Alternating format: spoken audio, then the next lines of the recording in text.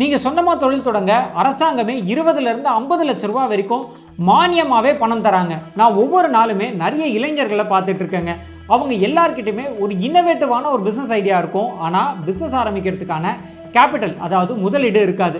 அவங்ககிட்ட கேட்பேன், நீங்கள் ஏங்க இன்வெஸ்டர்ஸ் அப்ரோச் பண்ணக்கூடாது அப்படின்னு. பார்த்தோம் சார், நிறைய இன்வெஸ்டர்ஸை மீட் பண்ணோம், ஆனால் இன்வெஸ்டர்ஸ் எல்லாமே உங்ககிட்ட ப்ரோட்டோடைப் இருக்கா அப்படின்னு கேட்குறாங்க அப்படின்னு சொல்லுவாங்க. இதுக்கான ஒரு பெஸ்ட் ஆப்ஷன் தான் சென்ட்ரல் கவர்மெண்ட்டோடைய start up India seed funding. இந்த ஸ்கீம் மூலிமா மத்திய அரசாங்கம் தொழில் தொடங்குறவங்களுக்கு 20லேருந்து 50 லட்ச ரூபா வரைக்கும் மானியமாகவே கொடுக்குறாங்க, அதாவது கிராண்டாகவே கொடுக்குறாங்க. வணக்கம் ஆண்டர்பிரனர்ஸ், நான் அறிவழகன், பிஸ்னஸ் லாயர். லா இன்டெலிஜென்ஷியா பிரைவேட் லிமிடெட் மூலிமா தினம் பல தொழில் முனைவோர்களை நாங்கள் உருவாக்கிக்கிட்டு இருக்கோம்.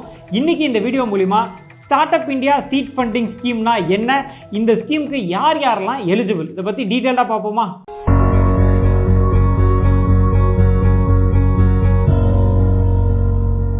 இந்த start up India seed funding அப்படின்றது சென்ட்ரல் கவர்மெண்ட்டோடைய DPIIT, அதாவது department for promotion of industry and internal trade அப்படின்ற டிபார்ட்மெண்ட் மூலிமா லான்ச் பண்ண ஒரு சீட் ஃபண்டிங் ஸ்கீமுங்க.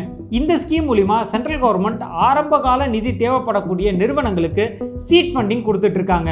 இந்த ஸ்கீம் மூலிமா ஐடியேஷன் ஸ்டேஜில் இருக்கக்கூடிய நிறுவனங்கள், அதாவது ஐடியா லெவலில் இருக்குது, இன்னும் ப்ராடக்ட் டெவலப் பண்ணல அப்படின்னு இருக்கக்கூடிய நிறுவனங்களுக்கு அவங்க ப்ராடக்டை டெவலப் பண்ணி மார்க்கெட்டுக்கு கொண்டு போகிற வரைக்கும் தேவைப்படக்கூடிய பணத்தை சீட் ஃபண்டிங்காக சென்ட்ரல் கவர்மெண்ட் கொடுக்குறாங்க.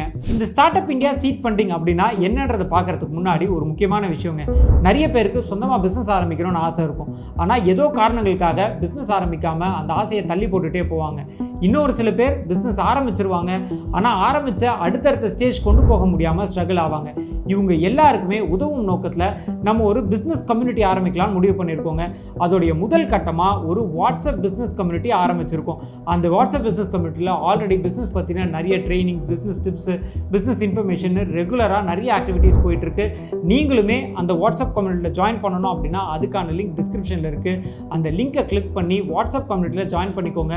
கம்யூனிட்டியில் மீட் பண்ணுவோம். சரிங்க, டாபிக் உள்ள வந்துடலாம். நான் முன்னாடியே சொன்ன மாதிரி இந்த ஸ்கீம் மூலிமா சென்ட்ரல் கவர்மெண்ட் 20லேருந்து 50 லட்ச ரூபாய் வரைக்கும் கிராண்ட் கொடுக்குறாங்க. இதுக்கு உங்களோட நிறுவனம் எலிஜிபிளா இல்லையா அப்படின்னு பார்த்தோம்னா இதுக்கு ஒரு 7 கண்டிஷன் சொல்லியிருக்காங்க. ஒவ்வொன்றா பார்ப்போம். இதுக்கான முதல் கண்டிஷன், உங்களோட நிறுவனம் ஒரு ரெக்கக்னைஸ்டு ஸ்டார்ட் அப் கம்பெனியாக இருக்கணுங்க.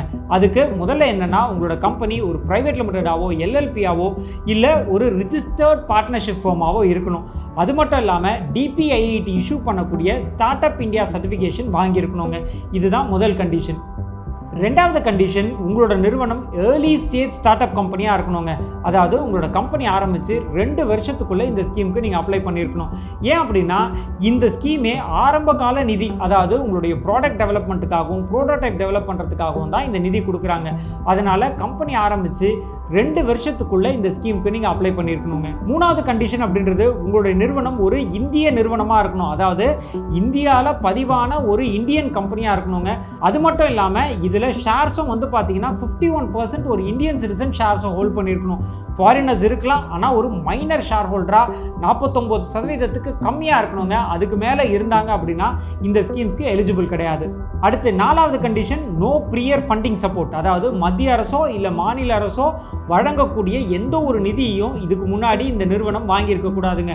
வேற ஏதாவது ஸ்கீம்ஸ் மூலிமா இவங்க வந்து ஃபண்ட் ஜென்ரேட் பண்ணியிருந்தாங்க அப்படின்னா இந்த ஸ்கீம்ஸ்க்கு எலிஜிபிள் கிடையாது. அடுத்து 5வது கண்டிஷன், உங்களோட company innovation and technology driven start up கம்பெனியாக இருக்கணுங்க. அதாவது உங்களுடைய நிறுவனம் ஏதோ பொதுவாக இல்லாமல் ஒரு டெக்னாலஜி பேஸ்ட், அதுவும் அந்த டெக்னாலஜி ஒரு புதுமையான ஒரு தொழில்நுட்பத்தை கொண்டு வந்திருக்கணும். அந்த மாதிரி இருந்தால் தான் இந்த ஸ்கீமுக்கு எலிஜிபிளுங்க. குறிப்பாக உங்ககிட்ட காப்பிரைட்டோ இல்லை பேட்டன்ட் ரெஜிஸ்டர் பண்ணதுக்கான ரெஜிஸ்டர் சர்டிஃபிகேட்டோ கையில் இருக்கணும். அடுத்து 6வது விஷயம், உங்ககிட்ட ஒரு MVP, அதாவது மினிமம் வயபிள் ப்ராடக்ட்டோ இல்லை ப்ராப்பராக ரிசர்ச் பண்ண R&D ரிப்போர்ட்டோ கையில் இருக்கணுங்க. இந்த ப்ராடக்ட் ஒர்க் ஆகுமா ஆகாதா அப்படின்றத ப்ராப்பராக ரிசர்ச் பண்ணி அதுக்கான ஒரு ரிப்போர்ட் கையில் இருந்துச்சுன்னா இன்னுமே பெஸ்ட்டுங்க. அடுத்து 7வது கண்டிஷன், கமர்ஷியலைசேஷன் பொட்டன்ஷியல். அதாவது உங்களோட ப்ராடக்ட்டுக்கான டிமாண்டு மார்க்கெட்டில் இருக்கணும். மக்களுக்கு தேவைப்படக்கூடிய ஒரு ப்ராடக்டாக இருக்கணும். அதை அஃபோர்ட் பண்ணி மக்கள் வாங்கக்கூடிய அளவுலையும் இருக்கணுங்க. இந்த கண்டிஷன் எப்படி நீங்கள் சாட்டிஸ்ஃபை ஆகும் அப்படின்னு பார்த்தீங்கன்னா, ப்ராப்பராக மார்க்கெட்டுக்கு போய் இதில் வந்து ஒரு சர்வே பண்ணி அதுக்கான ரிப்போர்ட்டும் கையில் இருந்துச்சு அப்படின்னா கமர்ஷியலைசேஷனுக்கு இது பொட்டன்ஷியல் தான் அப்படின்ற ரிப்போர்ட்டை வந்து நம்மளால் சப்மிட் பண்ண முடியும். இந்த 7 கண்டிஷனும் சாட்டிஸ்ஃபை ஆச்சு அப்படின்னா கட்டாயம் உங்களுக்கு இந்த start up India seed funding அப்படின்றது கிடைக்குங்க. இன்னைக்கு இந்த start up India seed funding பற்றி டீட்டெயிலாக பார்த்தோம். இதே மாதிரி வேற ஒரு இன்ட்ரெஸ்டிங்கான தகவலோடு உங்களை நான் சந்திக்கிறேன். நான் அறிவழகன், பிசினஸ் லாயரோட கம்பெனி பேர் லா இன்டெலிஜென்ஷா பிரைவேட் லிமிடெட்.